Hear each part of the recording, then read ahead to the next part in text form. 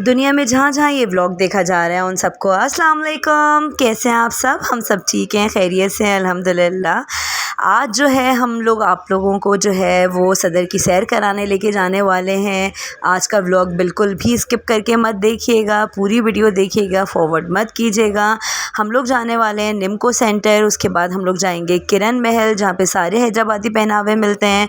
उसके बाद हम लोग जाएंगे एम्प्रेस मार्केट जो कि कराची की सबसे पुरानी और तारीखी मार्केट है। उसके बाद हम जाएंगे करीम सेंटर लड़कों के कपड़ों को देखने के लिए, माइयों मेहंदी और शादी में कौन कौन से पहनावे और किस किस तरह के पहनावे होते हैं। तो आज का व्लॉग जो है ना वो बिल्कुल भी मिस नहीं करना। और आज का व्लॉग 2 पार्ट्स पर है क्योंकि वीडियो ने बहुत लंबी हो जाना था, इस वजह से जो है वो फिर बहुत ही देर लगती है, बहुत मसले मसाइल हो जाते हैं, कन्वर्ट करो फिर अपलोड करो। तो मैंने सोचा कि आहिस्ता आहिस्ता एडिट करके वीडियो और फिर 2 पार्ट्स पे जो है वो मैं आप लोगों के पेश नज़र करती हूँ ये वीडियोस, ठीक है।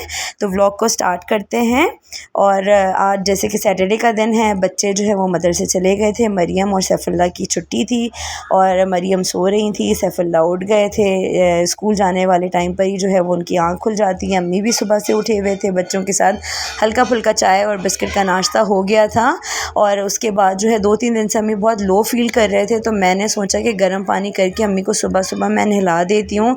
और उसके बाद अम्मी बहुत फ़्रेश हो गए। और यकीन मानिए जो अम्मी ने मुझे दुआएं दी, हर दुआ में अम्मी की सबसे पहली दुआ ये होती है अल्लाह ताला तुम्हारे अब्बा को जो है वो जन्नतुल फिरदौस में आला मकाम दे। तो बस आप सोचिए कि इससे ज़्यादा मुझे और क्या चाहिए।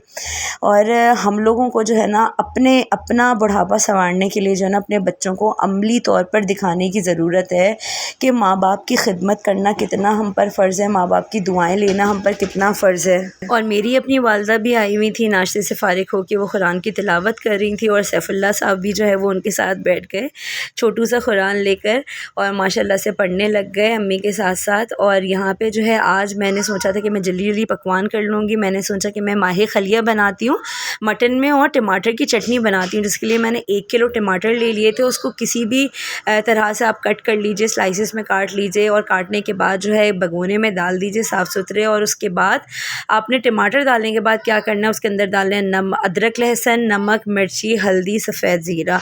ये डालने के बाद इसको इस पर ढक्कन ढाँप के और आपने जो है वो मीडियम आंच करके इसको छोड़ देना है। ये छोड़ देना है अच्छी तरह से, सारे मसालों को टमाटर के साथ मिक्स कर लीजिएगा। जब टमाटर सॉफ्ट हो जाएंगे तो फिर जो है ना आपने करनी है ज़बरदस्त किस्म की भुनाई। कड़ी पत्ता डालना बिल्कुल भी मिस मत कीजिएगा, कड़ी पत्ता ज़रूर डालिएगा। अदरक लहसुन, नमक, मिर्ची, हल्दी और सफ़ेद ज़ीरे के बाद कड़ी पत्ता भी डलेगा।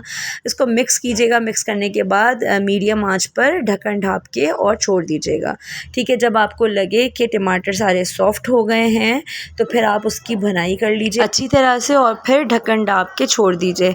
अच्छा, उसके बाद आपने क्या करना है, आपने ये करना है कि 3 डली प्याज ले लेनी है, एक कढ़ाई चढ़ानी है और कढ़ाई के अंदर जो है 1/2 कप ऑयल डालना है। ऑयल डालने के बाद उन प्याज़ों को जो है उनके जो स्लाइसेस हैं वो बहुत ही थिन यानी पतले बारीक काट लेने हैं और फिर वो उनको ब्राउन कर लेना है। ब्राउन कर लेने के बाद जो है उसके अंदर 2 चमचे अदरक लहसुन का पेस्ट डालना है और फिर नमक, मिर्ची, हल्दी डालकर और अच्छी तरह से भुनाई कर लेनी है मसालों की। और उसके साथ साथ जिस भी गोश्त में आपको ये पकाना है, वैसे ये मटन में बहुत ही लजीज बनता है। हम लोग मटन में बनाते हैं, आपको बीफ में बनाना है तो आप बीफ में भी बना सकते हैं।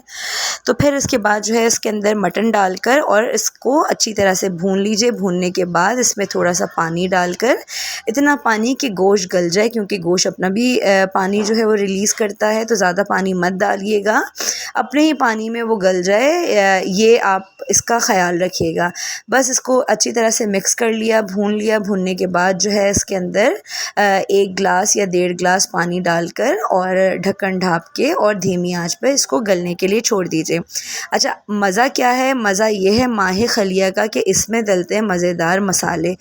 कौन कौन से मसाले डलते हैं? इसके अंदर डलती है मूंगफली और इसके अंदर डलता है तिल, इसके अंदर डलती है खसखस, इसके अंदर डलता है धनिया और ज़ीरा।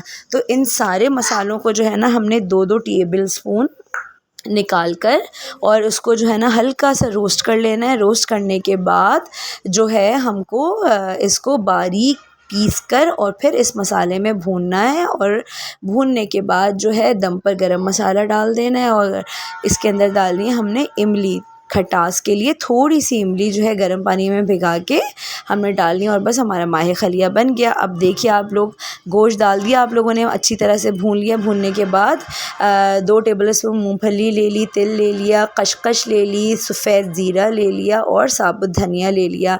तिल और खसखस को डोलिएगा ज़रूर, क्योंकि इसमें बहुत मिट्टी होती है। बग़ैर डोले आप इस्तेमाल मत कीजिएगा, क्योंकि फिर कंकर मुंह में आएंगे तो फिर सालन का मज़ा बिल्कुल जो है ना वो बेकार हो जाएगा, किरकिरा हो जाएगा, मज़ा नहीं आएगा। ठीक है, इस तरह से फ्राइंग पैन में या तवे पे जो है आपने इसको भून लेना है, रोस्ट कर लेना है हल्का सा।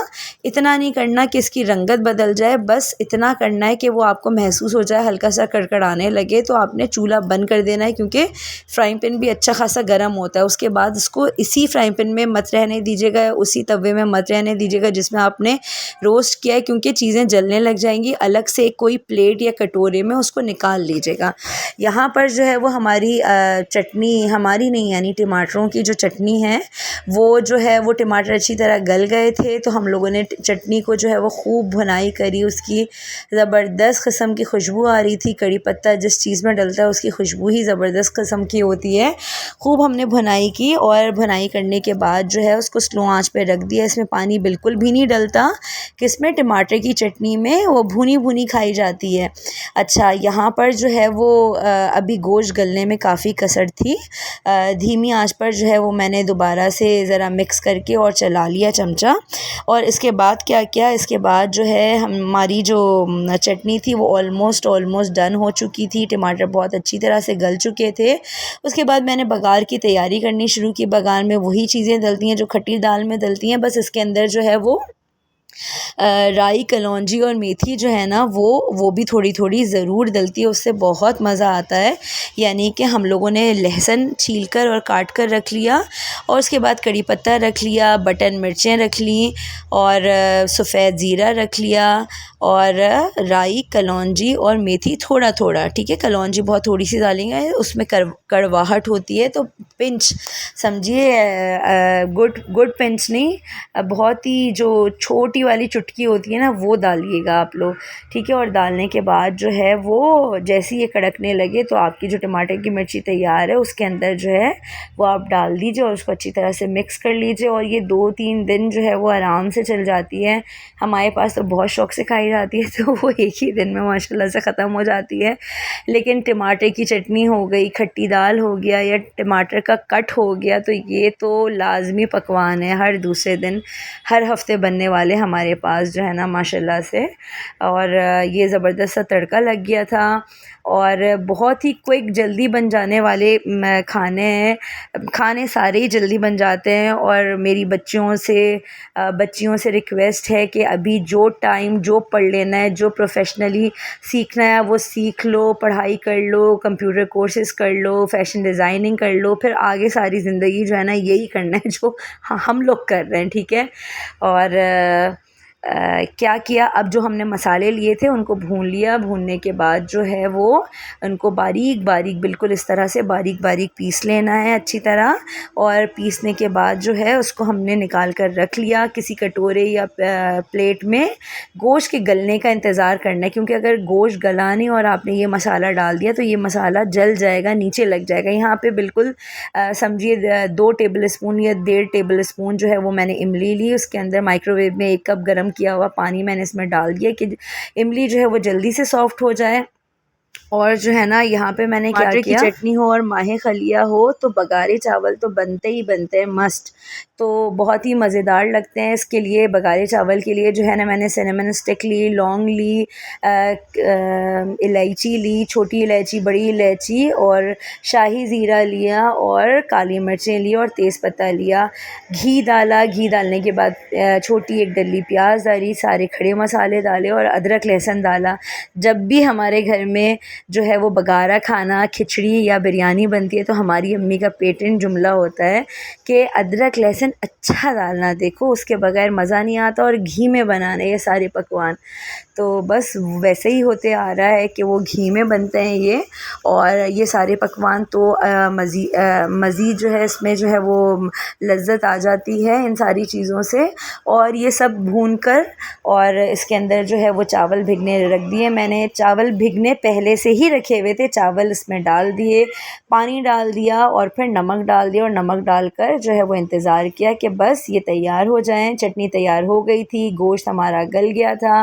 गोश्त गलने के बाद ये सारा जो ड्राई मसाला था हमारा, जिसको हमने भून कर पीस लिया था, वो हमने इसमें डाल दिया, और डालकर जो है वो खूब इसकी भुनाई करी। भुनाई करने के बाद जो इमली हम लोगों ने भीगने के लिए रखी थी उसको हाथों से अच्छी तरह से मथ के उसकी बीजों को अलग कर लिया, और उसका पेस्ट जो है वो सालन में डाल दिया। हमने छन्नी रख ली ताकि अननेसेसरी पार्ट्स जो हैं वो इमली के वो इसके अंदर जो है वो ना गिर जाए, वरना मुंह में आते हैं तो अच्छा नहीं लगता।